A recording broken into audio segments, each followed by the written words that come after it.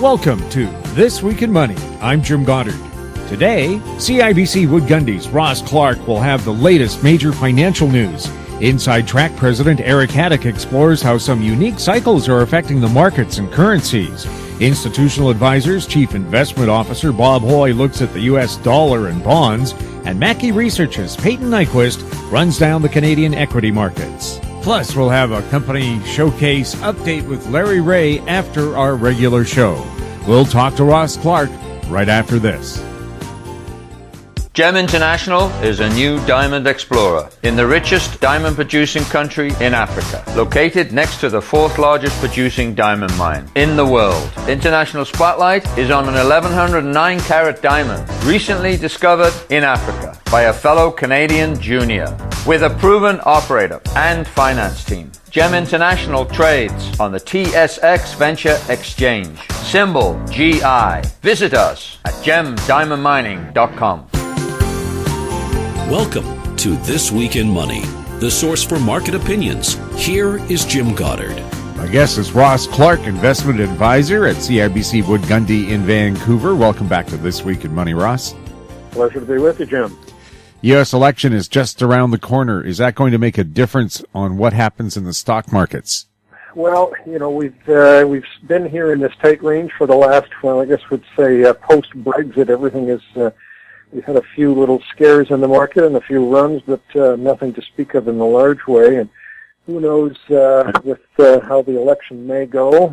But the bottom line is that when we take a look at sectors that have the potential to move, the one that strikes us right now would be on the U.S., the infrastructure stocks. Clearly, you've got an aging infrastructure in the U.S., you've got low interest rates, you've got popular support from both the Democrats and the Republicans in terms of getting something done, and everybody sees the need for stimulus in the economy. So there's bound to be some legislation that comes through here, similar to what we had in Canada after the Trudeau election a year ago, and in that infrastructure could get a pretty good push. And we saw stocks like SNC-Lavalin and Aecon here in Canada gave a really good run for the 6 months or so after the election last year. So in the U.S., we've got a few individual names that if anybody's interested, they can get a hold of us. We can't talk about them on the show, but some specific names that would be worthwhile. There really aren't any ETFs that are specific to U.S. infrastructure. Most of them are MLPs. They're related to the energy side. So I think you'll have to look at individual names. Or you could go with the global infrastructures, which have been doing pretty well most of this year. Oil has managed to stay around $50 a lot longer than we thought it would in October, but it's taken a bit of a dip too. Yeah, it's finally starting to give up the ghost, and clearly they've done everything that could have been to try and hold prices up. Inventory numbers this week, everybody was looking for a drawdown, and you had another big build, so we had a bit of a pop-up there, a bit of a pop-up through the $50 level for a very, very brief period of time, but closed off the week under 49, and we're looking more towards the $45 level as the first level of support. Natural gas also had a pretty rough week here on the downside, lowest levels that we've seen in the better part of a couple of months now. They're telling us that we could expect a colder winter this year, at least colder than last year. Is that going to help natural gas? Well, it has been enough to get us up reasonably well initially here into the middle of this month. But regardless, you know, we are at a period that typically creates a seasonal high. You get the build-up in price ahead of the winter. Then you'll get a good setback, and in particular in the La Nina years that we've talked about in the last week or so.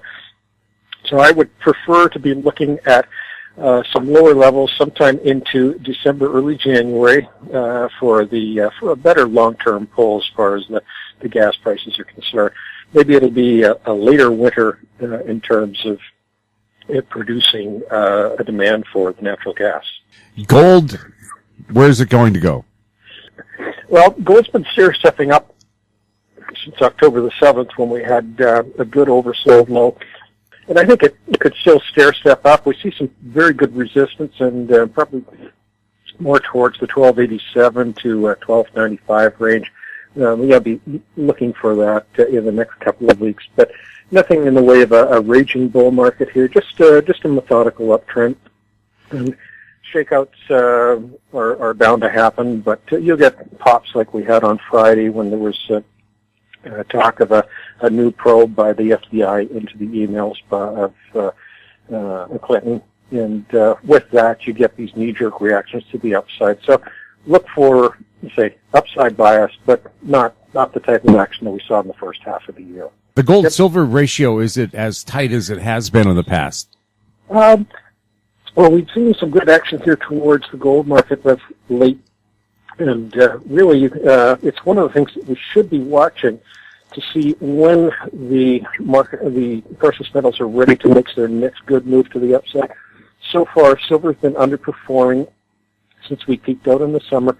So at this point, it's another one of those indicators with silver now underperforming gold to suggest that this rally won't be the kickoff to the next big move. It's just probably more of a methodical move off the lows here. When we do start to see silver outperform, then we can start to get more excited. Ross, take care of that cold, why don't you? I plan on it. Thank you, Jim. My guest has been Ross Clark, investment advisor at CIBC Wood Gundy in Vancouver. Coming up, Eric Hadik next on This Week in Money. Always consult your investment professional before making any investment decision. I'm Larry Ray, President and CEO of American Manganese, Inc., listed on the TSX Venture, ticker symbol AMY, A-M-Y, with proprietary patents in the U.S., China, and South Africa. Our focus is on recycling lithium-ion batteries for electric vehicles. China recently legislated the responsibility for recycling onto their electric vehicle manufacturers and importers. For more information, please visit AmericanManganeseInc.com or phone me, Larry Ray, at 778-574-4444. This Week in Money is archived online at talkdigitalnetwork.com. My guest is Eric Hadik, president of InsideTrack.com. Welcome back to the show, Eric. Oh, thanks for having me back, Jim. Great to be here. One of my analysts said he thinks the pattern he's seeing is something like the crash of 87. What kind of pattern are you seeing? With regard to the equity markets, I've been talking about really for the last 2 years, and sometimes I get accused of sounding like a broken record, but I thought that because of the magnitude of the top that I believe we're seeing, that I've described how it's the culmination of a 40-year cycle of inflationary stock advances, really inflation in paper assets, because you look at the major bull market in bonds that we've also seen for the last almost 30 years.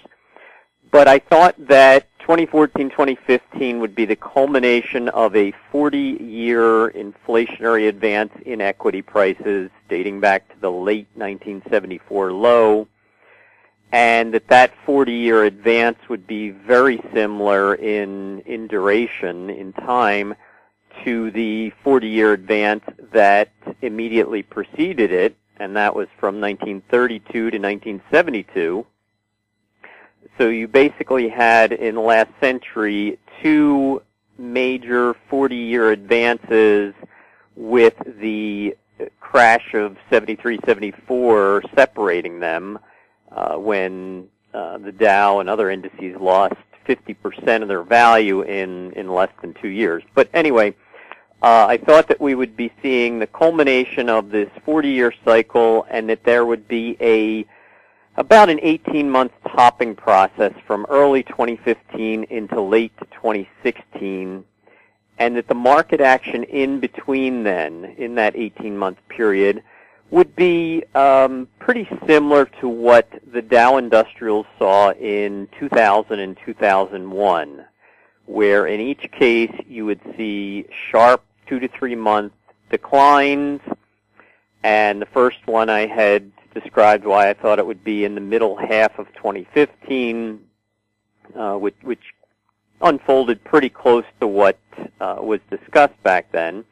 But then you would see an almost equally strong advance from that, getting back near the highs. Then that would yield to another sharp 2 to 3 month decline, and you would just see the same pattern play out for about a year and a half, much like 2000 until third quarter of 2001.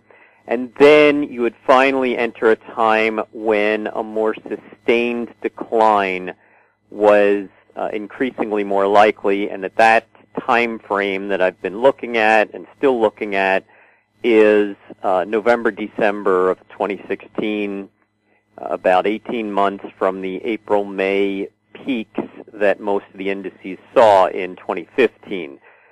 So I'm looking for more something that resembles that pattern. And it's not going to be precise, but there's going to be and has been key landmarks along the way that would validate that expectation. And we continue to see that.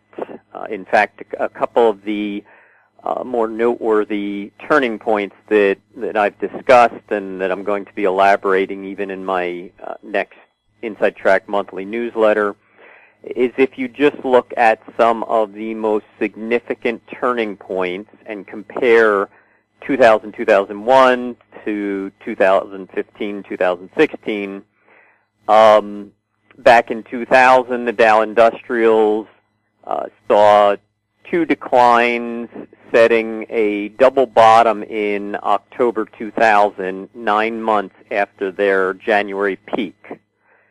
Fast forward to 2015, 2016, the indices set double bottoms in January and February of 2016, and that was 8 to 9 months after their April, May 2015 peaks.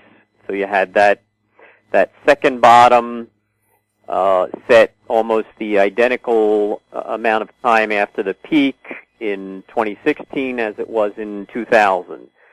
And then you move a little farther along the way, and in 2001, the Dow set its final top before a more sustained decline ultimately unfolded.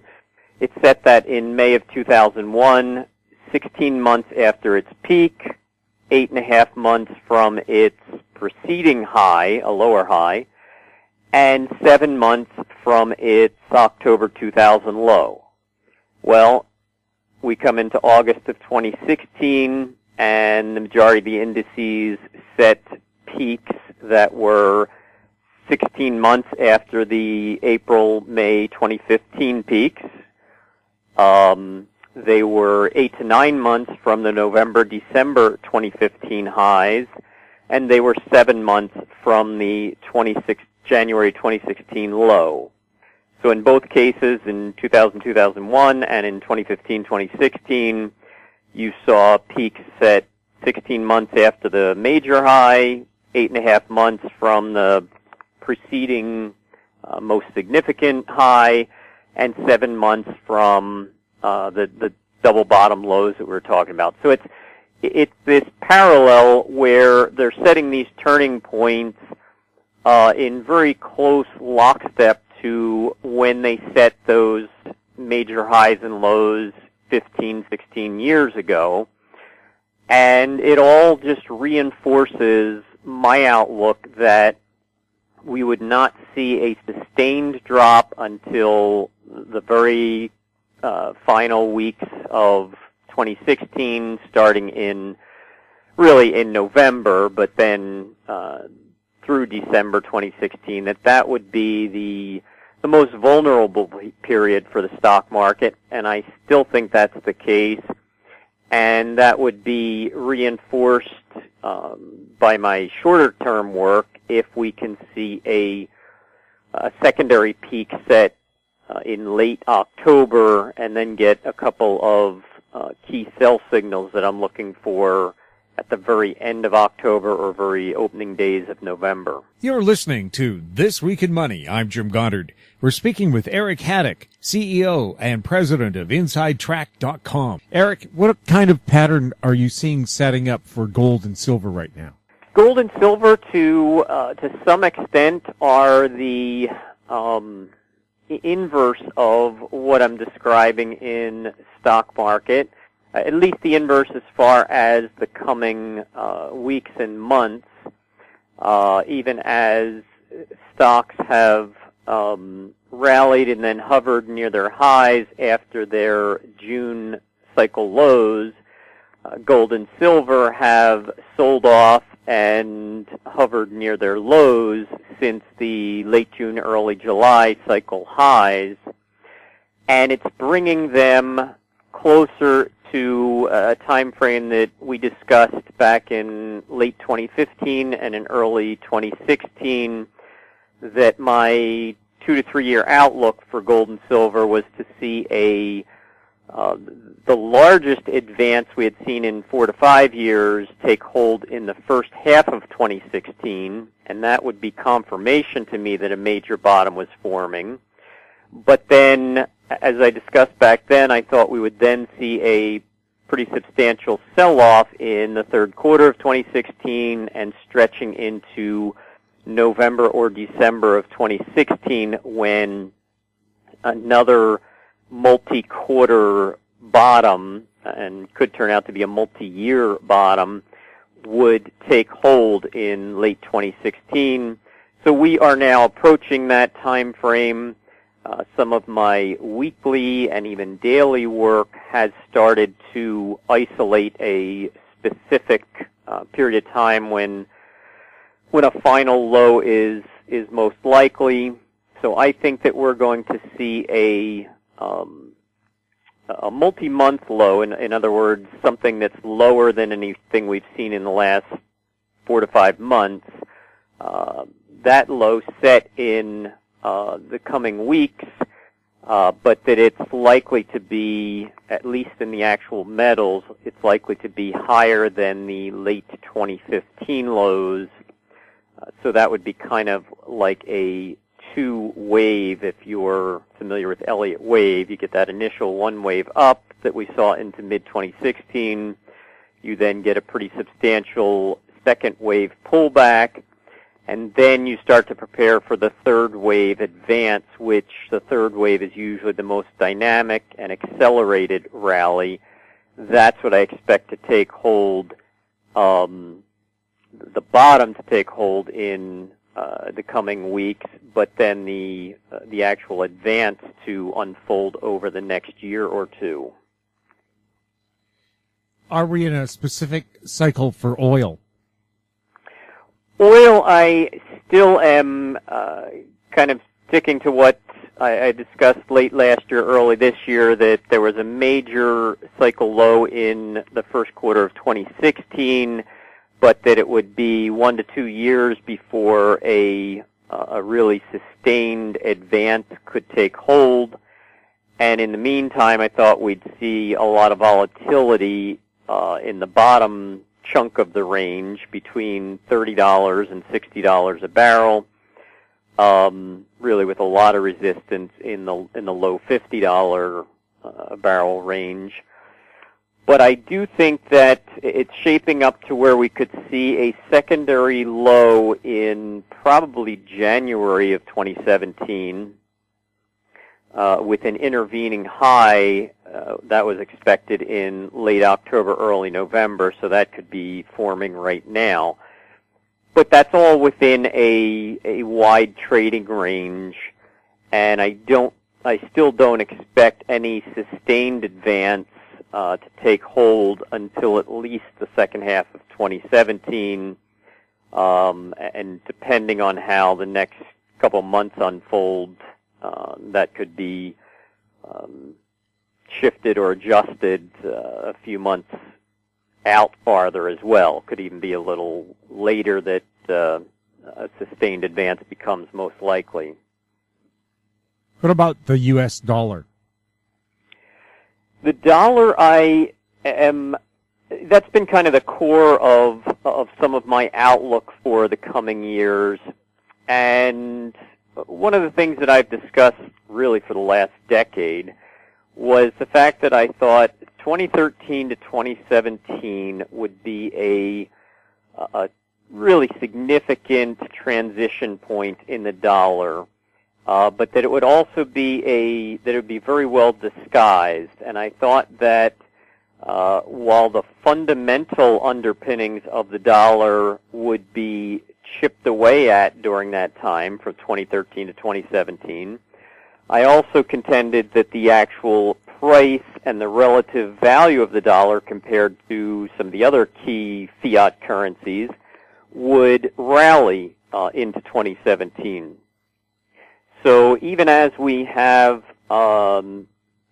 critical fundamental events unfolding that I think are going to ultimately compete with the dollar for global reserve currency and major things like that, I have been looking for the dollar to rally, and it still looks like it could stretch this rally. It could wait until the second quarter of 2017 to set a final peak.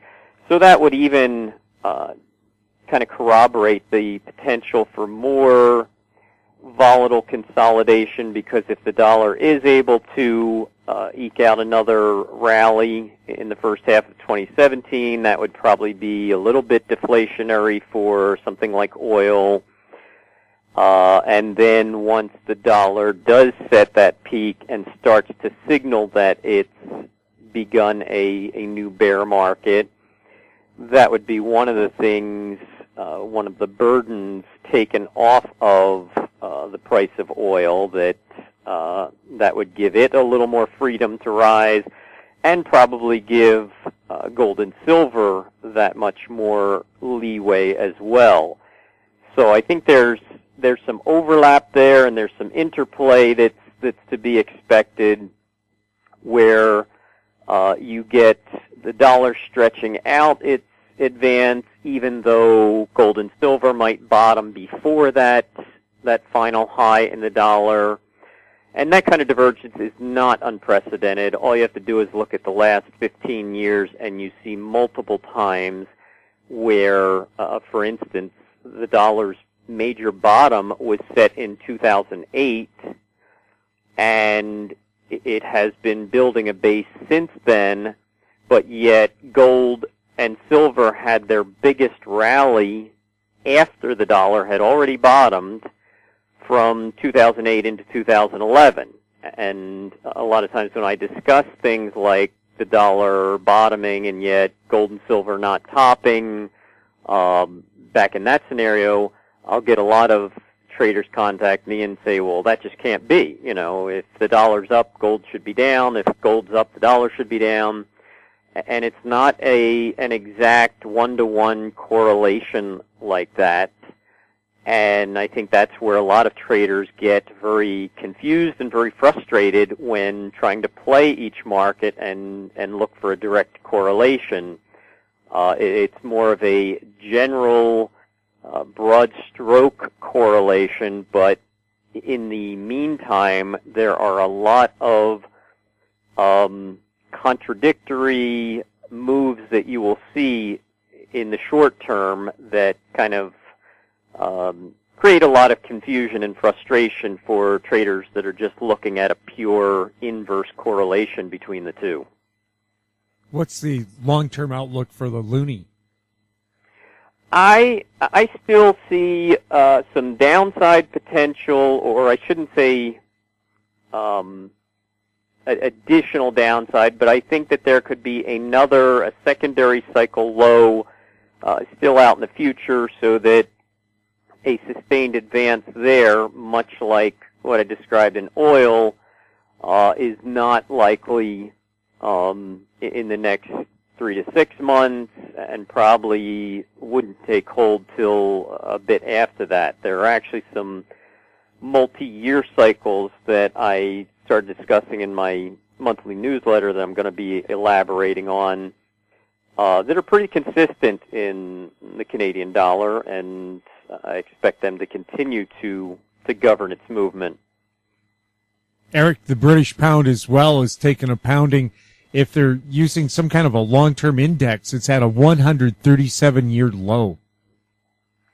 It just fits perfectly with that 8-year cycle that I discussed with you a couple times earlier this year. I think even one of our interviews you titled about the British pound pummeling or whatever it was. But I have been, for the last year and a half, talking about this uncanny 8-year cycle that has timed a pounding of the pound, going back to 1960 was really a big economic watershed event in Europe when France and Germany overtook Great Britain as the economic drivers and engines of Europe. And it kind of started this 8-year cycle where in 1968 there was a serious plummeting of the pound.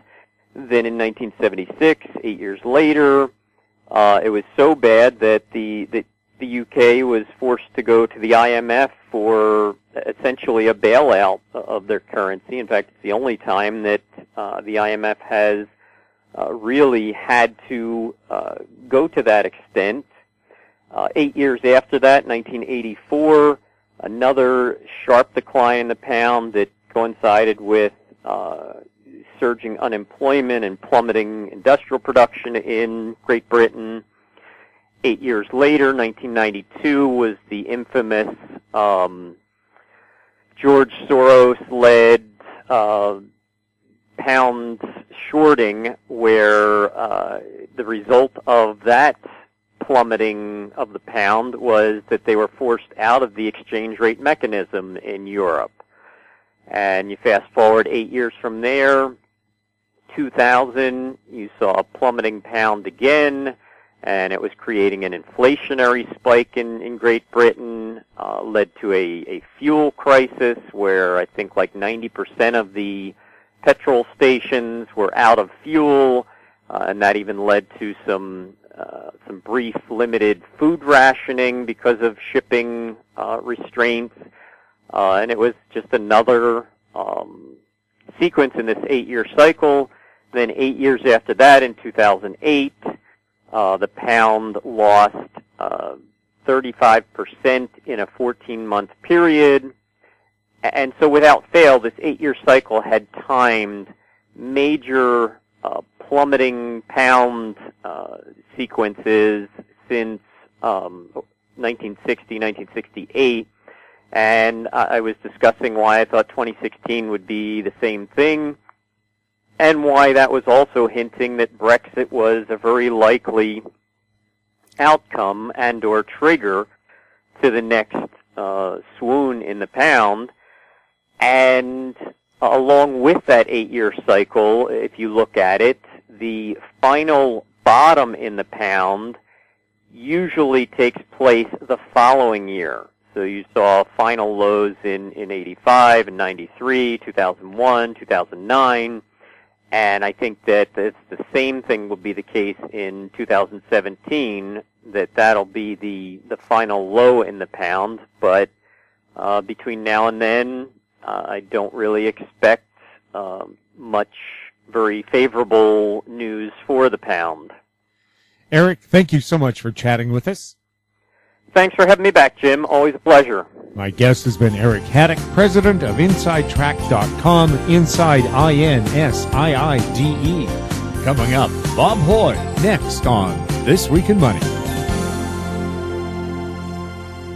Gem International is a new diamond explorer in the richest diamond producing country in Africa, located next to the fourth largest producing diamond mine in the world. International Spotlight is on an 1109 carat diamond recently discovered in Africa by a fellow Canadian junior with a proven operator and finance team. Gem International trades on the TSX Venture Exchange, symbol GI. Visit us at gemdiamondmining.com.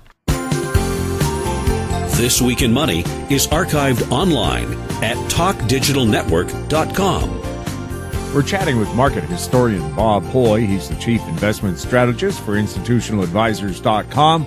Welcome back to This Week in Money, Bob. Yeah, Jim, good to be with you. Bob, how do you expect the U.S. dollar to do this winter compared to the Canadian dollar? Yeah, there's been pretty widespread bearishness on the U.S. dollar, but it continues to act reasonably well. The Canadian, of course, rallied up to 80 relative to the U.S. in July there, or earlier in the year, I think it was June. You had a terrific rebound in commodities that had been trashed down to January, so particularly with crude oil rallying from 26 to 52, I think was the high. So that was very good for the Canadian dollar, and it showed some technical excesses as it peaked at 80, and it's been declining since. Unfortunately, the federal government likes a weaker currency because it is sort of a form of state theft. It can issue bonds and pay them back with cheaper dollars, and it's all part of the game that the bureaucrats are playing against citizens in Canada. Now, on the U.S. dollar, people look at how reckless the Federal Reserve has been, but you have a problem here that a lot of the debt that has been issued with the bubble to people and countries and corporations around the world, a lot of it is due and payable in U.S. dollars into New York. And that represents really quite a large short position. So the feature, one of the features of the post-bubble contraction is that the senior currency becomes chronically firm relative to other currencies and relative to commodities, which has been going on. For example, the U.S. dollar index set its low at 71 in 2007 as that bubble was maxed out. And then in January, when crude oil was crashing, the dollar index got up to 100. And then now it's coming back here. It's at 98. And in a chart pattern where it can move up to maybe 112, this is on the dollar index. And opposing that, you have the Canadian dollar going down to 68. It's ridiculous that we would have a Canadian dollar changing all over the place relative to the U.S., our largest trading partner. It should be pegged at par, and then it doesn't confuse trade and everything else. But as I said earlier, there's a reason for a weaker dollar, and that it helps fund government excesses. So, and the other one we should review, I guess, would be the interest rates, which are tied with the bonds, right? Yep, and it's all one picture, isn't it? But it was a terrific bond rally for U.S. long-dated treasuries, which is the main market. Also for Government of Canada long-dated bonds. And we'll just stay with the U.S. because that's the big market. And the bond representative for the bond soared up to 142 in early July, and what was happening with that was the rally was terrific, and it registered upside exhaustions and a sequential sell, which was rather rare for that, so we wrote it up as perhaps this could be the end of the great bond bull market that started in 1981. And so anyways, it reached an excess. The bond buyers were all looking at Europe and figuring that the U.S. interest rate would go to effectively zero, like the German 10-year note. But that was all in the market, and you have had this, the representative for the long bond now, which was 142 at the peak, is now down to 130. And the steps down have been technically good, so this can go for some time. So the other hand of the shorter term money market stuff, the LIBOR rate, the 3-month LIBOR has it broke out to rising in June and is now here this week to new highs on yield. So you've got everything rising in rates from long to short term, except for one sector that has been doing well until this week, and which is lower grade bonds, junk or CCC rated. And of course these got trashed with the crash in crude oil down into January, February, and the yield got on the spread between the high grade and low grade got, it was 21%, and now it's into, let's round the numbers off and say 11%, and, terrific narrowing of spreads. And that, we've had a target on momentum on that of about 25, and it's now into 24. So we're now have reached the momentum target, so we'd watch for a reversal in this one, and a rising credit spread will take the rug out from under the feet of the stock side. This was the case back in 2007 and 2008, even back at the bubble of 2000, when the credit spreads changed. That had a terrific influence on equity prices. And the other part of the interest rate market we look at, of course, are the difference between long-term and short-term, the yield curve. And it, for the last month, has been steepening, which initially helps the bank stocks, and they've had a nice rally. But the concern now that we have is that as this steepening of the curve continues, it'll be indicating that the economy is slowing, and so the curve and spreads are set up to be a negative for the stock market. Now, when you have a country like Japan and Europe, they have negative bond rates. How does that affect bond rates around the world? It's been a depressant. You've had rates decline exceptionally, like in the U.S., which, as I say, is the main market.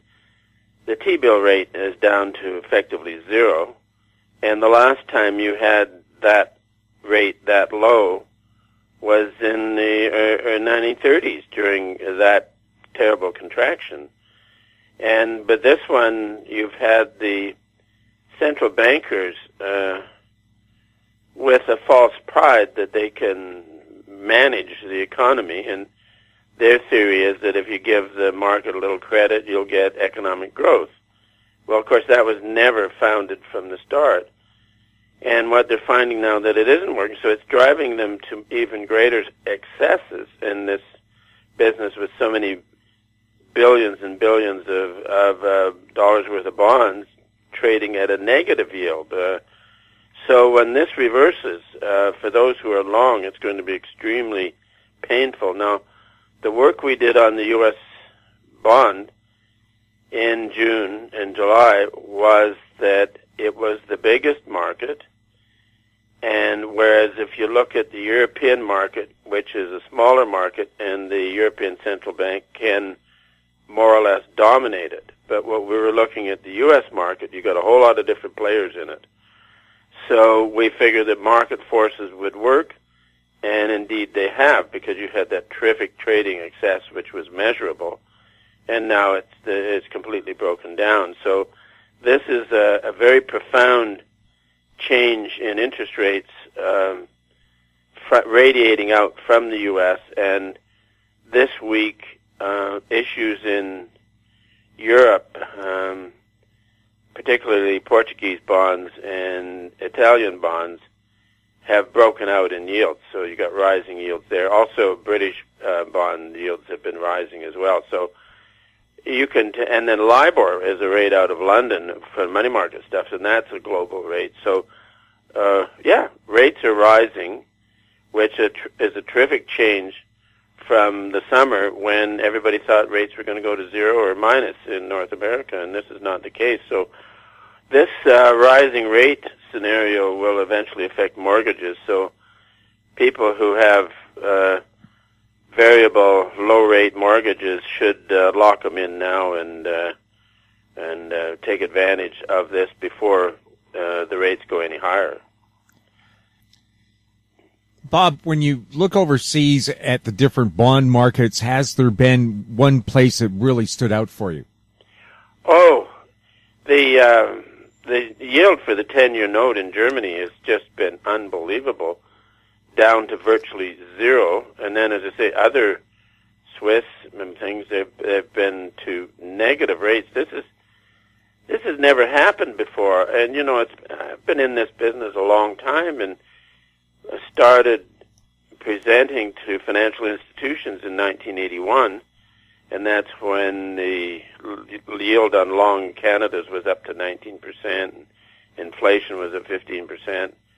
And the presentation was that inflation in hard assets, tangible assets, would end, and you would end up switching over, the whole market would change over to financial assets going up. So that was a call that interest rates would go down and stocks would go up, and that no matter how much the Fed or the Bank of Canada printed, you know, that's a colloquialism for being reckless, that financial assets would continue to outperform tangible assets. So this has been a huge game, and we're now at the point where financial assets, particularly bonds, is biggest bond bubble in history.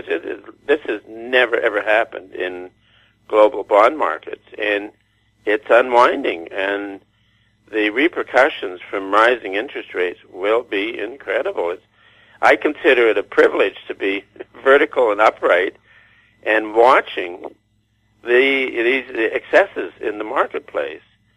And you should understand that the excesses in the marketplace are also part and parcel of an unbelievably reckless set of central bankers who have been working all of these decades on a false theory, and now the market's beginning to tell them that it's been a false theory. So, as I say, Jim, very exciting times to be watching these markets.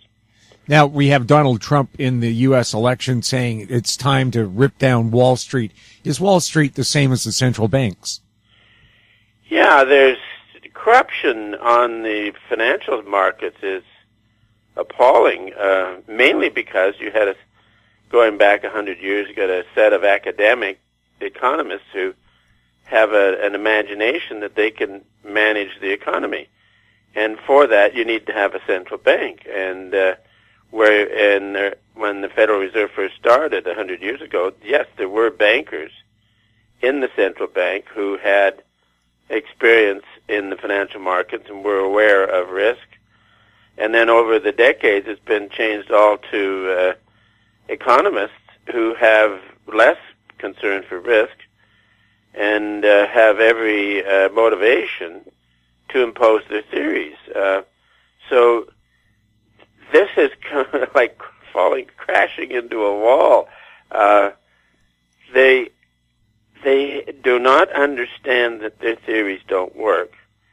And the reason why you've had interest rates go to zero is because the push that they're doing with getting credit out was supposed to push the economy up. But the economy isn't responding like the theories have always claimed. So what happens then is the public's gone off into trading in low-grade bonds, junk bonds, and the stock markets. And they're not bidding up commodities any, so then you have weak pricing powers within industry and commerce, so that it's not making as much money as they should. But so this is what happens, is that where the central bankers propose policy, the financial markets dispose. And it's the public who chooses what's going to be speculated in. So these poor central bankers have a theory that if they ease credit, they'll get this much GDP growth. but the public isn't looking at that, and they're saying, hey, we've got all this free money, let's speculate in assets. And lately it's been financial assets, as I said, with this huge bond bubble. So the end of this bond bubble is a very profound event in financial history. If negative interest rates were such a good idea, wouldn't we have used them sometime in the last 10,000 years until now? That's really good, Jim. Now, we should go back to the 1940s when interest rates, long treasuries were down to about 2.5%. And then you had a natural rise in interest rates, and as they got up to 3%, in the late 40s, the policymakers looked at that and realized they had a huge debt left over from the war, and that their cost of servicing that would go up. So then they came up with this idea the Treasury Department would buy bonds out of the market, and that would prevent yields from getting above 3%. So yields went up, and then you get into the 1960s, and you got yields up to 6%. Meanwhile, they're still buying bonds, hoping to keep them from rising. And then they came up with the big twist dance came out in 1961, 62. So they called it Operation Twist, where they were really going to get aggressive in buying bonds to prevent interest rates going up. But as I said, you're on a natural rise in interest rates. So the decades of bond buying by the U.S. government was intended to keep rates from rising, and they went up to 15% on the long treasury. And in the senior economy, which used to be England, going back for hundreds of years, the worst it ever got was like 6.5%. So now this is a terrific accomplishment for interventionists in creating a world where interest rates went up to 15%. Bob, thank you so much for chatting with us. Very good to be with you, Jim, and we look forward to the next one. My guest has been market historian Bob Hoye. He's the chief investment strategist for institutionaladvisors.com. Coming up, Payton Nyquvest next on This Week in Money.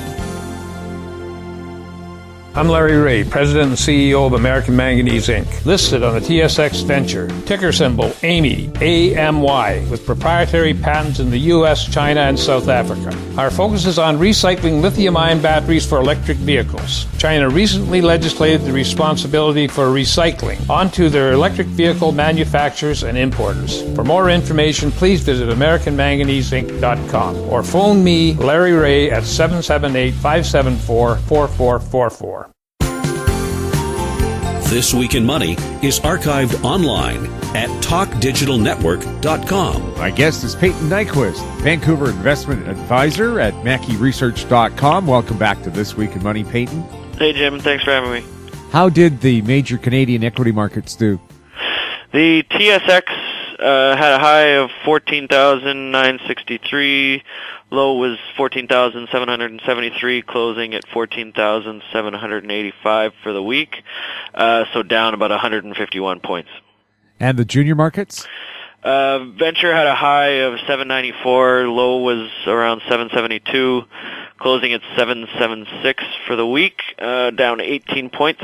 And the CSC had a high of 815, low was 794, closing at 802, down 13 points for the week.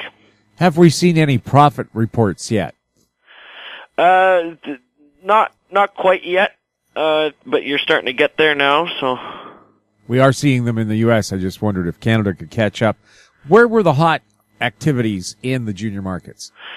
The mining market, continues to be busy. The marijuana stocks continue to be very busy. It seems like there's a new one popping up every day right now, which they're getting a lot of activity. So, are they good? And are they going to end up sorting themselves out if you have so many new entities? You hope so. The last time they had this kind of run, it came in really hot and heavy and went away as fast as it came in. So you're hoping that there's a little bit more legitimacy to it this time, which I think there is. You're seeing a lot more chatter about about legalization and some of these legal grow-ups now are actually posting positive revenue numbers. So I think I think it's got some legs now. Now, I know one of the major players went out of business in Richmond not too long ago because they just couldn't wait for the stuff to get approval from Ottawa. Is that one of the problems, a slow government response? Yeah, for sure. There's never really been a question as to whether there was going to be demand for the product or not. That's obviously in high demand, but it's just a question of getting the product out to customers in a legal fashion and getting approvals on the sale of your product, which is typically where the roadblocks have been.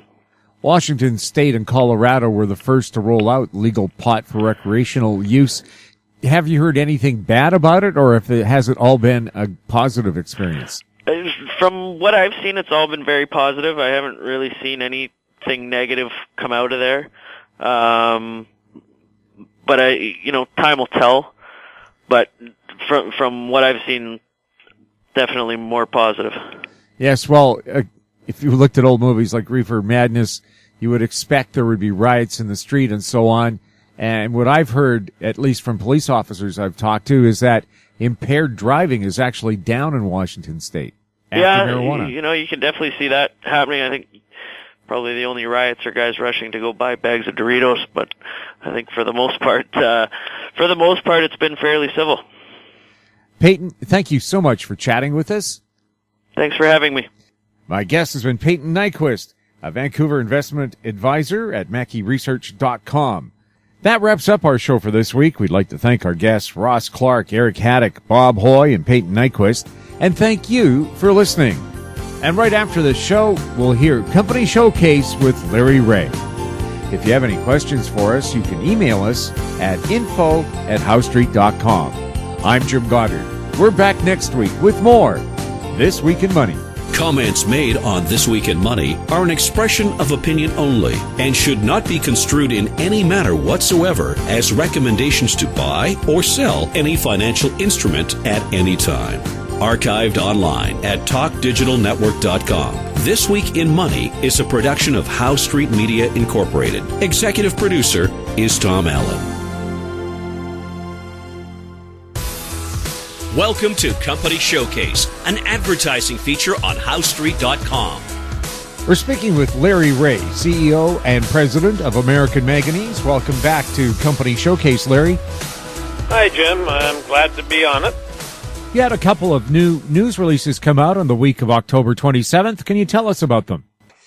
Okay, well, the first one was on Wednesday, and that was to do with the appointment to a new board that we set up, basically a technical and advisory board.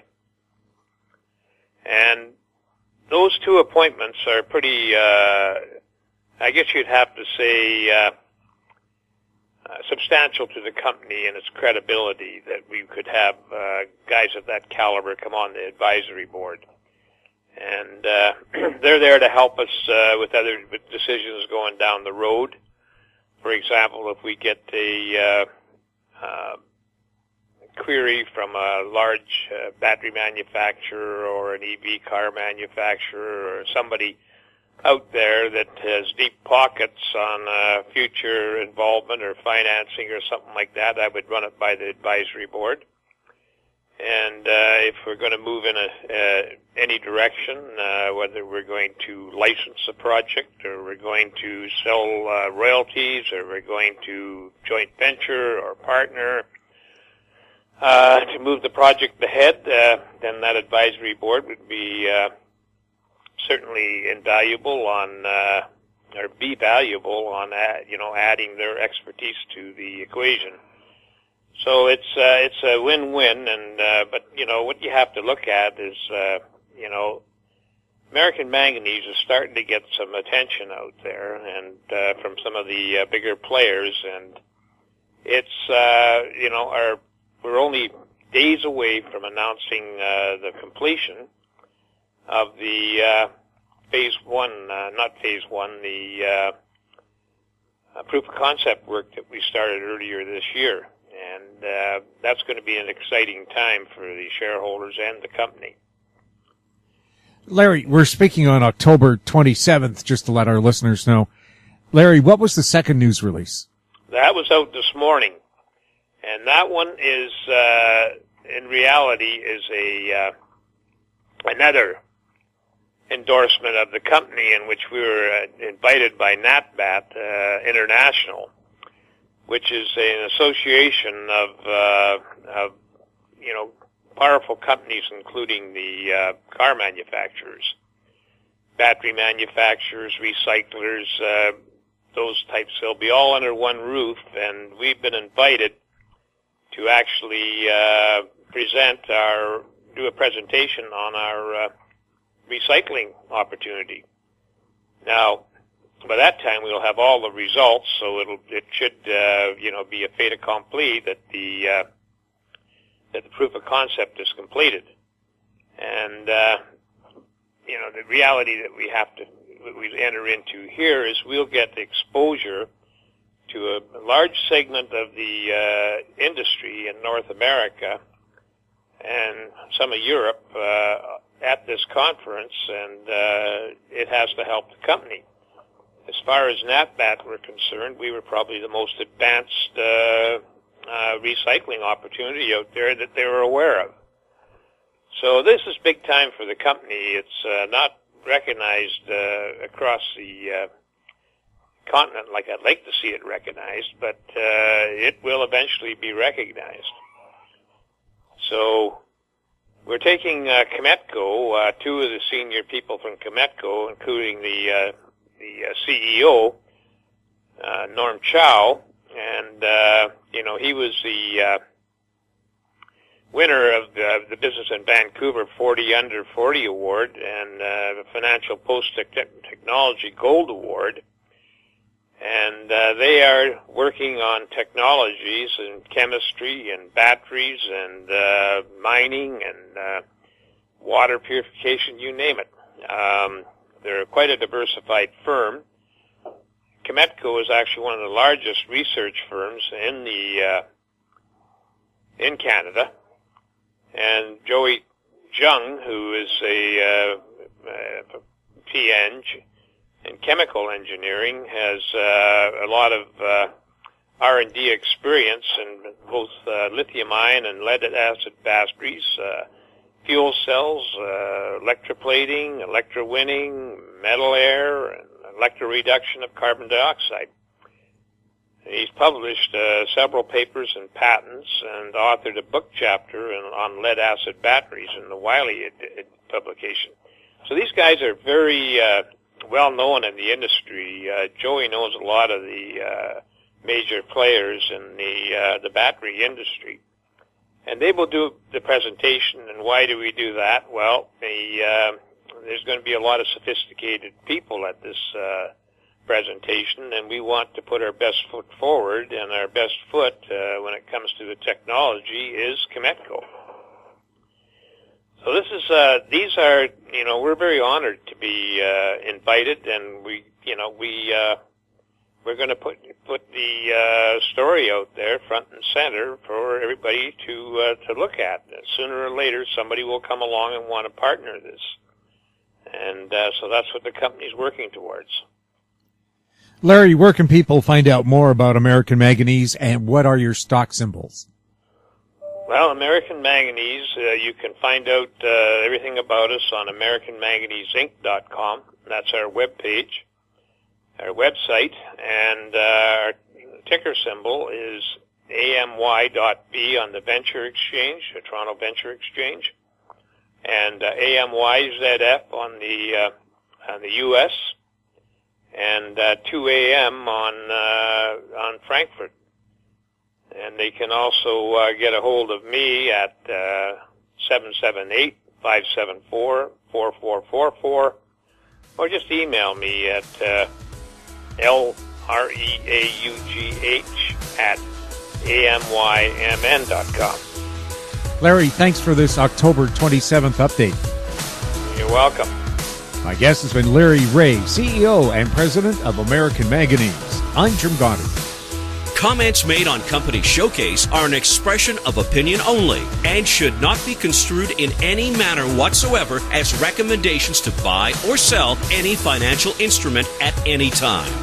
Archived online at HowStreet.com. Company Showcase is a production of How Street Media Incorporated.